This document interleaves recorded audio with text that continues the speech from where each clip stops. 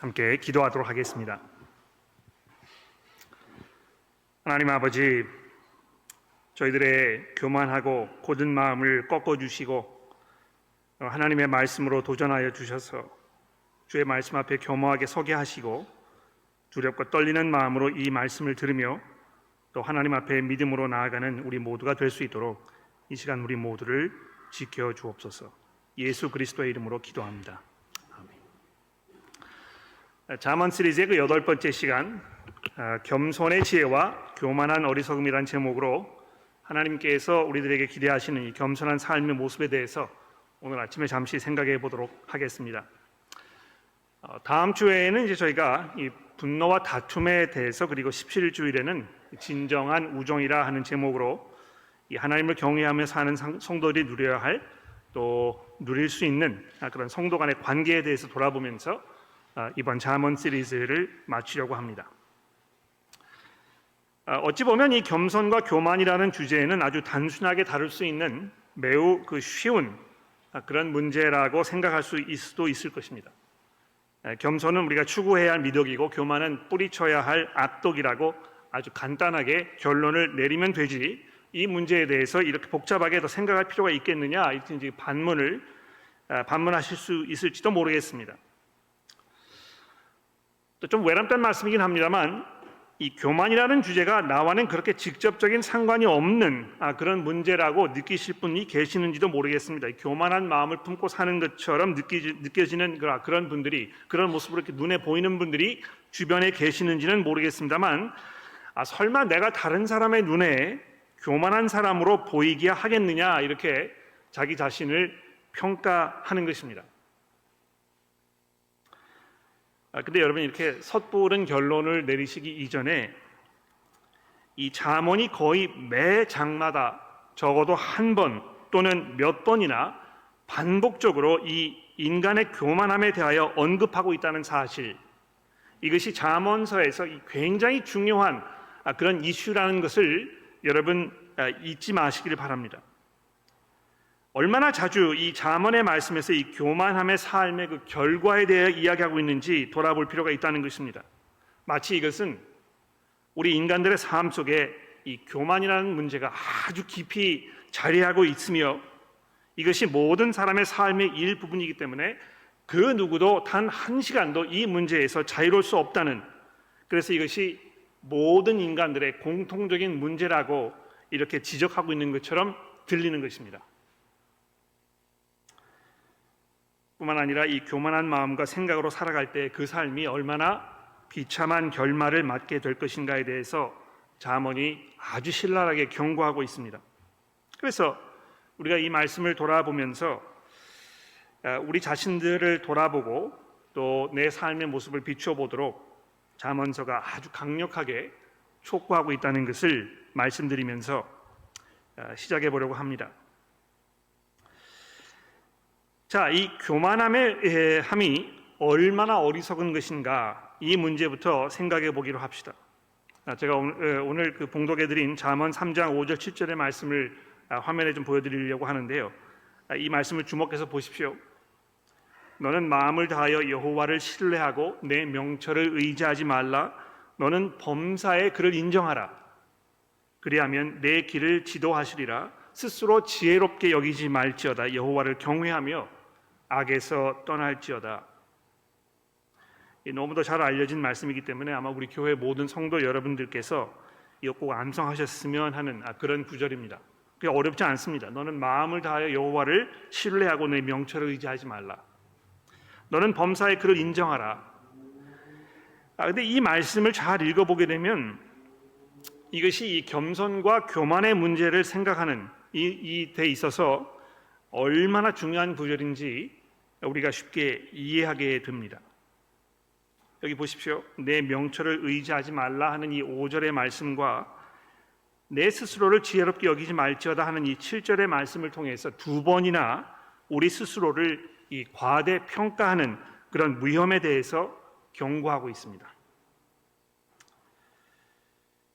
요즘에 아이들 이제 기를 살려준다고 자존감을 높여주기 위해서 우리가 아이들에게 모진 말을 하면 안 된다고, 그냥 계속 잘한다고 부추겨 줘야 한다는 이런 교육 방법이 우리 사회에 아주 만연해 있는 것 같습니다.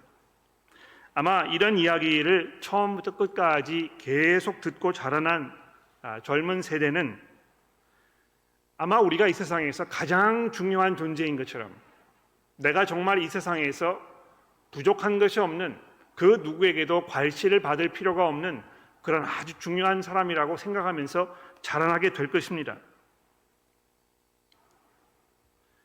그런데 이것은 그저 자라나는 새로운 세대의 사람들의 문제뿐만이 아니고요, 자기 스스로를 지혜롭게 여기려는 이 성향, 이것은 남녀노소를 막론하고 시대와 문명을 뛰어넘어서 모든 사람들이 마음속에 안고 있는 아주 고질적인, 이 인간의 힘으로는 해결할 수 없는 아주 심각한 문제이고, 이 문제는 곧 아담과 하와 때부터 시작된 것이라고 성경이 말씀하고 있습니다.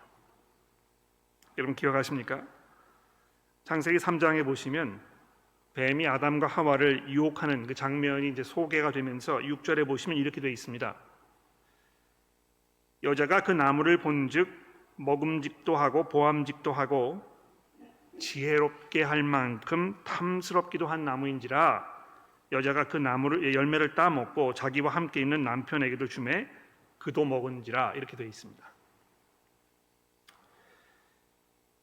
지혜로워지고 싶어하는 것 그 자체가 무슨 문제가 되겠습니까만, 하나님과 무관하게 하나님을 의지하거나 경외하지 않으면서 자신의 힘과 자기의 경험과 사고 능력으로 스스로 지혜로워지려고 하는 이것이 바로 인간의 기본적인 문제라고, 이것이 바로 교만함의 본질이라고 창세기가 지적해주고 있는 것입니다. 아마 이렇게들 많이 생각하는 것 같아요. 저도 이제 그런 면이 분명히 있습니다만, 나에게 부족한 면이 많이 있기는 하지만 나는 본질적으로 교만한 사람은 아니다. 근데 여러분, 그렇게 생각하고 계시는 분들이 여기 앉아 계신다면 다시 한번 잘 생각해 보십시오. 이것은 내 주변에 있는 다른 사람의 문제가 아니고 모든 인간들이 공통적으로 가지고 있는 인간의 기본적인 문제라는 것입니다. 모든 인간에게는 하나님의 말씀을 부정하고 자기 스스로의 기준과 가치를 정해놓고 그것에 의지하면서 살아가고자 하는 아주 강한 욕구가 마음속에 깊이 자리하고 있다는 것입니다. 굳이 하나님의 말씀을 듣지 않아도 얼마든지 우리 스스로 옳고 그른 것을 판단할 수 있는 이 힘과 능력이 얼마든지 있다고, 그래서 그렇게 하면서 내가 지금까지 이렇게 버젓이 살아왔다고 자부하는 것입니다. 그래서 이 교만한 마음을 품고 사는 사람의 가장 기본적인 모습은 잠언서에서 적어도 교만함으로 무장한 사람들의 가장 기본적인 삶의 모습은 누구의 말도 들으려고 하지 않는다는 것입니다. 9장 8절의 말씀을 들어보십시오. 거만한 자를 책망하지 말아라. 그가 너를 미워할까 두려우니라. 왜 그렇습니까? 들으려고 하지 않는 것입니다. 또 12장 1절을 보십시오. 훈계를 좋아하는 자는 지식을 좋아하거니와 징계를 싫어하는 자는 짐승과 같으니라. 지혜로운 아들은 아비의 훈계를 들으나 거만한 자는 꾸지람을 즐겨 듣지 아니하니라. 이 잠언을 이제 읽어보시면 이 듣지 않으려고 하는, 내가 다른 사람의 어떤 그 조언을 듣거나 다른 사람의 충고를 듣거나 그러면서 내 삶을 돌아보고 내게 필요한 것이 무엇이 있는지, 내가 부족한 것이 무엇이 있는지, 이런 거를 전혀 들으려고 하지 않는다는 것입니다. 나에게 그런 것을 지적해 주는 사람이 있으면 그 사람은 곧바로 나의 적이 되는 것이고, 나의 인격을 무시한 사람이 되는 것이고, 나의 존재를 업신여기는 사람이 되어서 아주 불쾌하게 여기는 것입니다. 너나 잘하지 왜 나한테 이렇게 이야기하느냐 하는 것이 인간의 기본적인 그런 성향이라는 것입니다. 여러분 그렇지 않습니까? 부모님께서도 우리에게 꾸지람을 하실 때 굉장히 마음이 편치 않거든요. 그런데 하물며 나와는 상관이 없는 다른 사람이 나에게 무슨 충고를 한다고 이렇게 했을 때는 참을 수가 없는 것입니다. 여러분, 교회에서 다른 집의 자녀, 어린 아이에게 너 이렇게 하면 안 돼, 그렇게 하는 거 옳은 것이 아니야, 이렇게 이야기를 해보신 적이 있습니까? 난리 나요. 도대체 당신이 누구인데 내 집의 귀한 자식에게 이렇게 이야기하느냐, 이제 곧바로 이 반응이 오게 되는 것입니다. 이런 면에서 교만함은 쓸데없는 고집이기도 합니다. 그렇죠? 웬만해서는 생각을 잘 바꾸려 하지 않는 고집스러움이 좋게 보면 신중한 것입니다만, 동시에 이것은 자신만만함의 표현일 수도 있고 아집일 수도 있을 것입니다. 이 아집이란 말이 굉장히 재미있는 말인 것 같아요. 자기 중심의 이 좁은 생각에 집착해서 다른 사람의 의견이나 입장을 고려하지 아니하고 자기만을 내세우는 것이라, 이렇게 이제 국어사전이 정의를 내려놓았는데, 아마 모든 사람들이 이 아집 속에 살고 있는 게 분명합니다. 그렇기 때문에 이 교만은 항상 분쟁을 일으킬 수밖에 없지 않습니까? 22장 10절 말씀이 이렇게 되어 있지 않습니까? 거만한 자를 쫓아내면 다툼이 쉬고 싸움과 수욕이 그치느니라.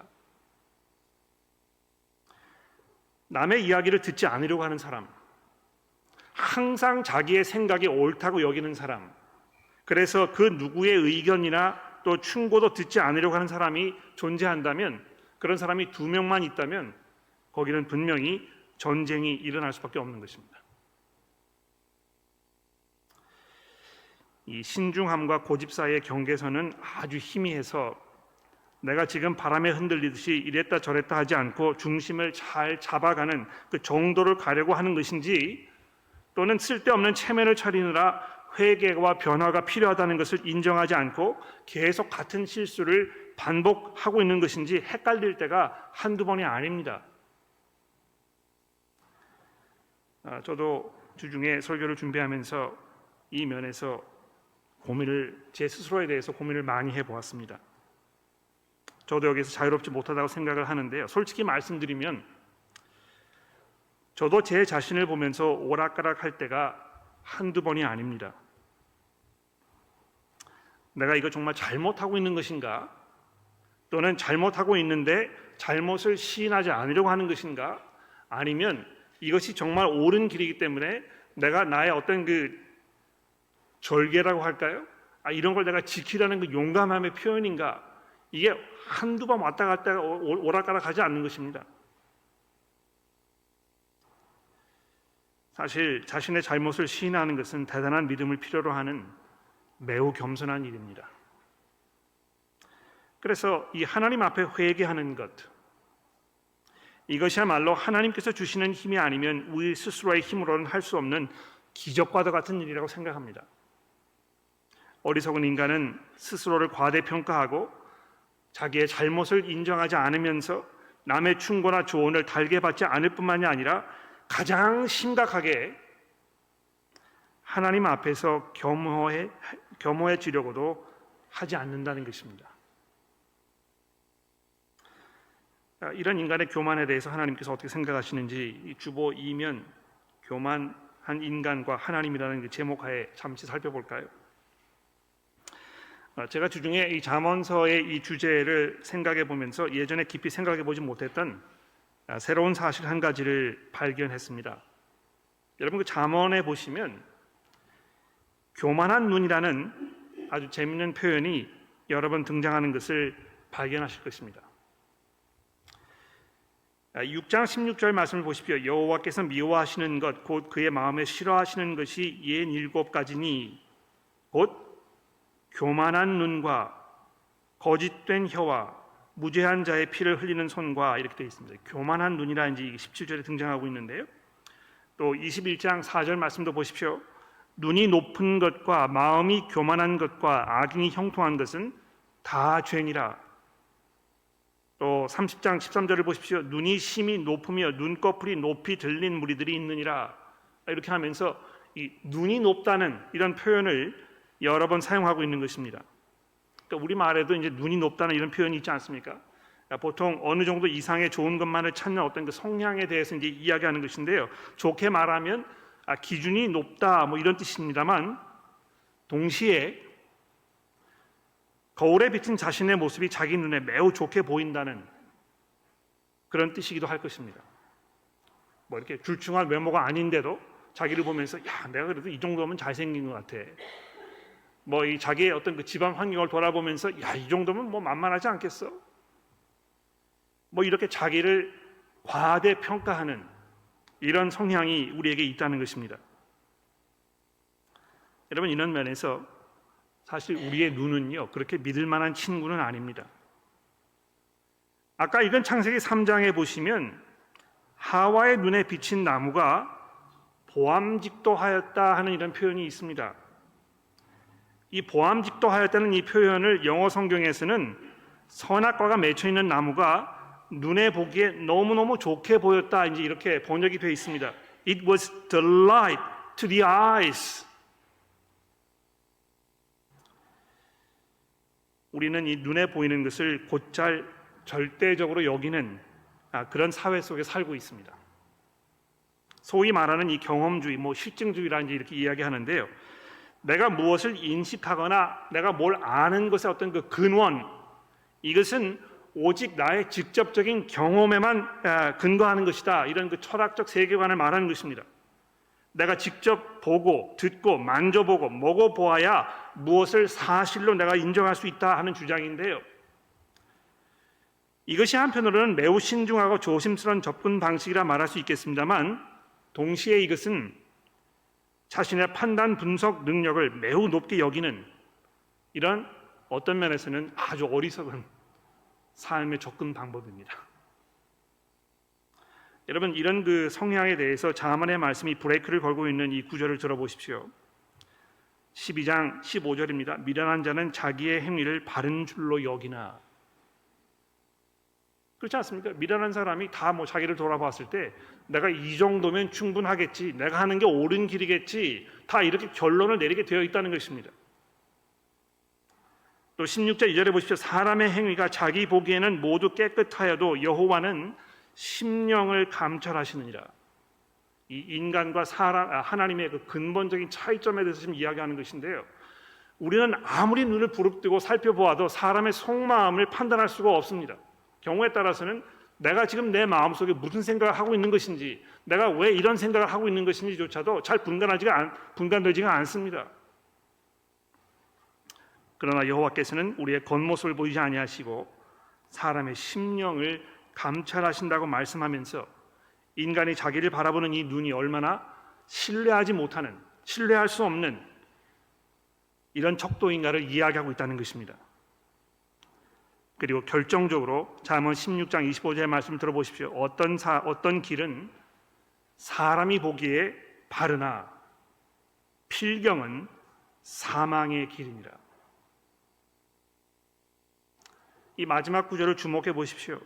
우리 인간은 선악과를 따먹은 후에 우리의 판단 계기가 망가져서 제대로 작동하지가 않는 것입니다. 이게 뭔지 아주 엉망진창이 되어가지고요, 앞뒤 좌우를 전혀 분간하지 못하는 그런 정도는 아닙니다만, 내 안의 판단 능력만을 의지하였을 때 사실과 전혀 다른 결론에 이를 수 있는 이런 위험을 항상 우리가 내포하고 있다는 것입니다. 처음에는 좋게 보였는데 시간이 지나고 나니까 그런 게 아니었다는 것을 깨닫게 되는 일은 우리 모든 인간들의 공통적인 경험일 것입니다. 인간의 경험과 지혜의 한계가 이렇게도 자명한데, 우리는 우리 자신 이외에 하나님의 도움이 절대적으로 필요한 존재인데도 불구하고 그것을 인정하지 않고 교만과 어리석음을 한 몸뚱이로 섞으면서 결합시켜 살고 있는 것입니다.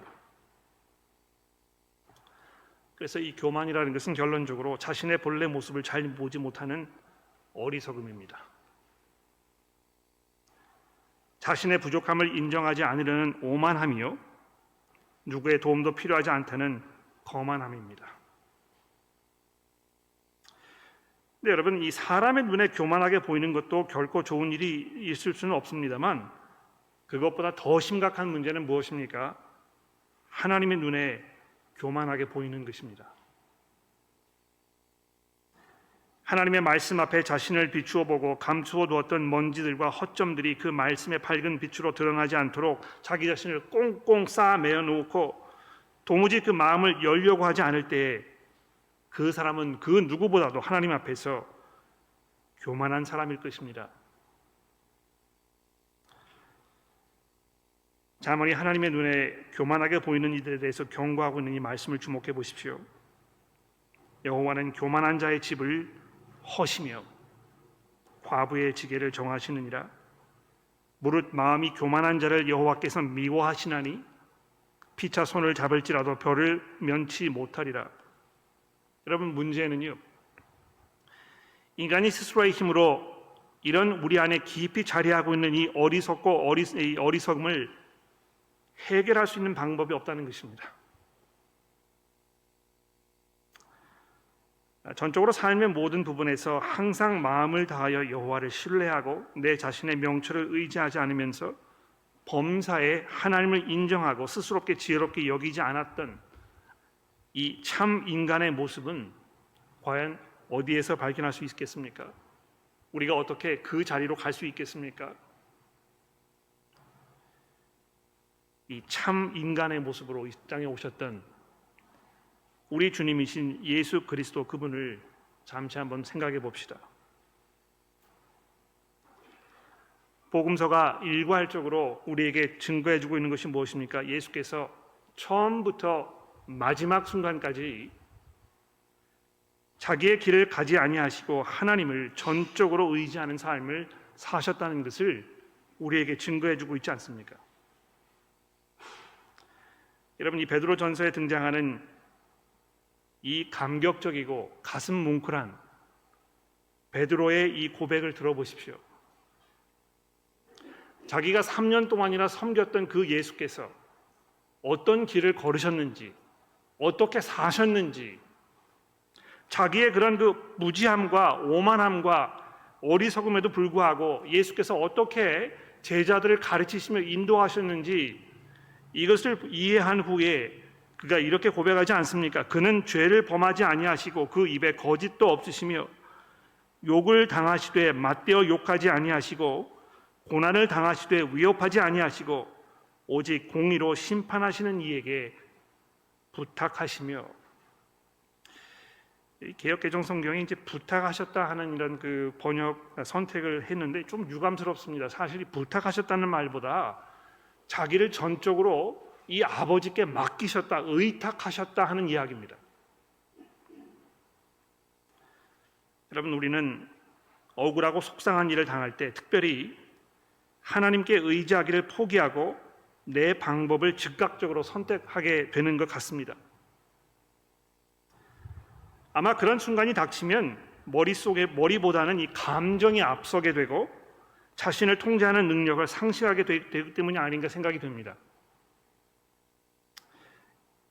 근데 여러분, 내 믿음의 정도는 모든 일이 순조롭고 평탄하게 흘러갈 때보다는 이런 역경의 시간이 찾아왔을 때, 특히 내가 정말 억울함을 당했을 때, 나에게 어떤 그 극심한 피해가 왔을 때, 내가 옳은데도 불구하고 나의 이 옳음을 인정받지 않았을 때, 이런 순간에 나타나는 것이라고 생각합니다.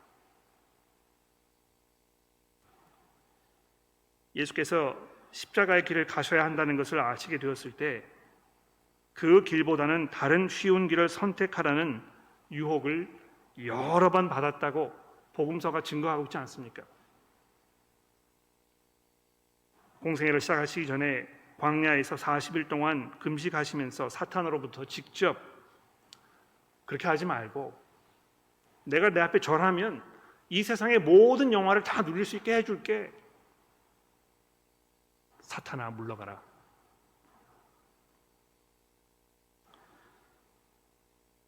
십자가의 길을 걸어가셔야 되겠다고 제자들에게 말씀하셨을 때 가장 아끼고 사랑했던 베드로가 그렇게 하시면 안 된다고.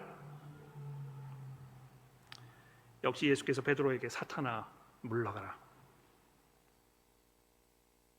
그리고 십자가 아래서 조롱하며 십자가에서 내려오면 믿겠노라고 비양거렸던 대제사장들과 율법학자들을 통해서 쏟아지는 그 비난과 이 유혹 속에서 하나님을 의지하기보다 보다 쉬운 자신의 길을 선택하려는 이 유혹 앞에서 예수께서는 어떻게 하셨습니까? 아버지여, 저들을 용서하여 주옵소서. 저들이 지금 뭘 하는지 알지 못합니다. 도무지 예수의 가르침을 믿으려 하지 않았던 이들을 향한 그 사람들을 향해서 제자들이 천군과 천사를 불러 그들을 심판하라는 그런 제자들의 무모함에 귀를 기울이지 아니하시고 끝까지 자기 자신을 하나님의 손에 의탁하시는 이 겸손함을 보이셨던 우리의 주님을 생각해 보십시오. 여러분, 이 겸손이라는 것이 미덕이라 이제 이렇게 쉽게 말할 수 있습니다만 사실 성경이 말하는 참 겸손은 그렇게 쉬운 일이 아닙니다. 왜 그렇습니까? 이 땅에서 우리가 예수 그리스도의 제자로 그리스도께서 걸어가셨던 참 겸손의 길을 사는 것은 우리에게 대단한 희생과 대단한 헌신과 대단한 결단을 요구하는 아주 어려운 일이기 때문에 그렇습니다. 성경이 여러분과 저에게 겸손의 길이 쉬운 길이니까 그렇게 하라고 이렇게 쉽게 권면하지 않습니다. 왜 그렇습니까? 하나님을 전적으로 의지하고 자신의 길을 선택하지 않는 것은 우리 인간의 죄악된 본성과 어긋나는 이거를 완전히 뒤집어 엎는 하나님의 새로운 삶의 길이기 때문에 그런 것입니다. 하나님 앞에서 겸손한 모습으로 사는 삶은 적어도 이 땅에서는, 현세에서는 엄청난 대가를 치러야 하는 무거운 짐임에 분명합니다. 여러분, 이 잠언 20장의 말씀을 들어보십시오. 너는 악을 갚겠다고 말하지 말고 여호와를 기다리라. 그가 너를 구원하시리라.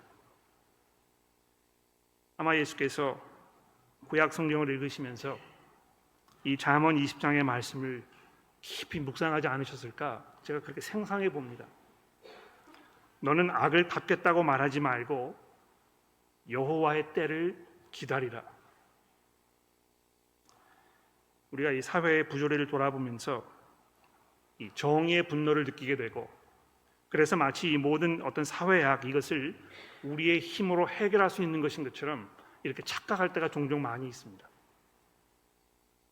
우리가 우리의 힘으로 이런 사회악을 수정할 수 있었다면 아마 이 세상은 지금 수백 년 전에 아마 천국과 같은 그런 곳이 되었을 것입니다. 그러나 예수께서는 우리에게 새로운 삶의 길을 보여주십니다. 너는 악을 갚겠다고 말하면서 내 스스로의 길을 선택하지 말고 여호와를 기다리라. 바로 그분께서 너를 구원하실 것이다. 오늘 아침에 읽었던 야고보서의 말씀에서 야고보 사도가 이 잠언 3장의 말씀을 인용하고 있습니다. 주 앞에서 내 스스로를 낮추라. 그리하면 주께서 너를 높이시리라. 분명 야고보 사도가 이 구약의 말씀을 읽고 자기의 주인이셨던 예수 그리스도 그분의 삶의 모습을 보면서 내린 결론일 것입니다. 사도 바울이 빌립보에서 뭐라고 얘기했습니까? 그러므로 하나님이 그를 지극히 높여 모든 이름 위에 뛰어난 이름을 주사 하늘에 있는 자들과 땅 아래에 있는 자들과 땅 아래에 있는 자들로 모든 무릎을 예수의 이름에 꿇게 하시고 모든 입으로 예수 그리스도를 주라 시인하여 하나님 아버지께 영광을 돌리게 하셨느니라. 이렇게 이야기하면서 하나님 앞에 이 땅에서의 겸손한 삶을 살아가셨을 때 그분께서 겪으셨던 그 어려움과 고초를 이야기하고 있지만 그것을 믿음과 순종으로 견디고 인내하였을 때에 하나님께서 그를 높이 들어 모든 이름 위에 뛰어난 이름을 주셨다고 선언하고 있는 것입니다. 성도 여러분, 우리가 잠언서를 읽으면서 겸손은 좋은 것이고 교만은 나쁜 거니까 그냥 그렇게 살자 결론을 내려버리면 아무런 감흥도 없이 이 자리를 나설 수 있을지 모르겠습니다. 그러나 예수 그리스도를 생각해 보십시오. 하나님을 향해 그분께서 가지고 계셨던 그 흔들리지 아니하는 믿음이 곧 그분의 겸손함의 표현이고, 그 겸손함으로 살아가셨던 예수 그리스도께서 아버지의 손에 의해 높이 들림을 받아 모든 이름 위에 뛰어난 그 이름을 얻게 되셨다는 이 복음의 이야기를 들어보면서 오늘 이 시간에 우리가 과연 어떻게 살 것인가, 우리가 얼마나 하나님의 말씀에 순종하며 겸허한 마음으로 우리의 삶을 살아갈 것인가, 이것을 돌아보고 다짐하는 모든 성도 여러분들 되시기를 간절히 기도합니다. 우리 이 시간에는 화면에 보시는 회개의 기도로 주 앞에 나가기를 원합니다. 야고보서의 말씀을 다시 들어보십시오. 하나님을 가까이 하라. 그리하면 너희를 가까이 하시리라. 죄인들아 손을 깨끗이 하라. 두 마음을 품은 자들아 마음을 성결하게 하라. 슬퍼하며 애통하며 울지어다. 너희 웃음을 애통으로, 너희 즐거움을 근심으로 바꿀지어다. 주 앞에서 낮추라. 그리하면 주께서 너희를 높이시리라. 우리 함께 회개기도 합시다. 저희들의 창조주시며 심판관이신 자비하신 하나님, 저희들 모두는 그릇 행하여 각기 제 길을 걸으며 이 세상 풍조를 따라 육체의 욕심을 따라 마음에 원하는 것만을 쫓아 살며 하나님을 거역하는 삶을 살아왔음을 회개합니다. 저희들 모두가 본질상 하나님의 진노를 피할 수 없는 존재들임을 고백합니다. 그러나 그리스도께서 친히 저희를 대신하여 모든 죄를 담당하셨으니 이제 저희들에게 용서를 베풀어 주시고 그리스도 안에서 거듭난 새 생명 가운데 아버지를 섬기며 순종하는 삶을 살 수 있도록 힘 주시기를 예수 그리스도의 이름으로 간절히 기도합니다. 아멘. 만일 우리가 죄 없다고 말하면 스스로 속이고 또 진리가 우리 속에 있지 아니할 것이요, 만일 우리가 우리의 죄를 자백하면 그는 미쁘시고 의로우사 우리 죄를 사하시며 우리를 모든 불의에서 깨끗하게 하실 것이요